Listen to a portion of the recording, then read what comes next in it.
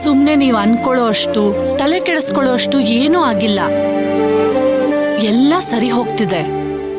ಸುಮ್ನೆ ನೀವು ಕೊರ್ಗಿ ಆರೋಗ್ಯನ ಹಾಳು ಮಾಡ್ಕೋಬೇಡಿ. ಇನ್ನು ನೀವು ಮೊಮ್ಮಕ್ಳನ್ನ ಎತ್ತಾಡಿಸ್ಬೇಕು. ಮಗಳಿಗೆ ಸೊಸೆಗೆ ಬಾಣಂತನ ಮಾಡ್ಬೇಕು. ಅಕ್ಕ, ಅವರು ನಿಮ್ಮ ಮಕ್ಳು, ಹೆದರ್ಕೋಬೇಡಿ. ಎಲ್ಲದನ್ನು ಜಯಿಸೋ ಶಕ್ತಿ ಅವರಿಗಿದೆ. ಏನೂ ಅರ್ಥ ಆಗ್ತಿಲ್ಲ ಕಣೆ. ಶ್ರೀಕಾಂತ ಕೆಲ್ಸ ಬಿಟ್ಟು ಬೇರೆ ಕೆಲ್ಸಕ್ಕೆ ಹೋಗ್ತೀನಿ ಅಂತಿದ್ದಾನೆ. ಅಲ್ಲ ರಾಜಿ, ಅವನ್ ಕಾರ್ ಯಾಕೆ ಮಾರ್ಬೇಕು? ಇಷ್ಟು ದಿನ ನಾವೆಲ್ಲ ಅದ್ರಲ್ಲೇ ನೆಮ್ಮದಿಯಾಗಿದ್ವಲ್ಲ. ನಿಜಾನೇ, ನೆಮ್ಮದಿಯಾಗೇ ಇದ್ವಿ ಅಕ್ಕ.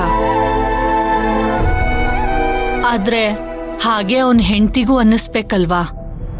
ಇನ್ನು ಅವನಿಗೆ ಯಾವ ಕೆಲಸ ಸಿಗುತ್ತೋ ಆ ಕೆಲಸ ಅವನಿಗಿಷ್ಟ ಆಗುತ್ತೋ ಇಲ್ವೋ.